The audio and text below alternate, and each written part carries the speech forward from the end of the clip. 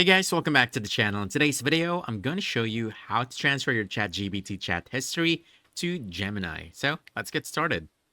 First, it's important to understand that there's no direct one-click transfer between ChatGPT and Gemini. Instead, you'll need to manually export your data and then import it into Gemini.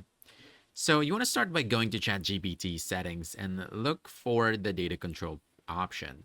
So from your profile right over here, click this, go to settings, then choose data controls. From here, you want to choose export under export data. Just do that, go ahead and confirm the export. And once you request this, it may ask you to verify your email. But after that, you will receive an email containing your chat history.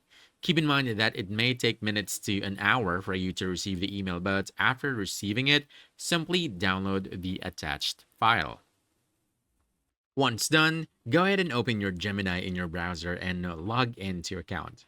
From here, you want to go to settings section by clicking this icon. Then you want to look for import memory to Gemini option. This one right over here. Click this. Now under import chats, you want to click on add to upload your downloaded chat history from ChatGPT. Select the file and you're done.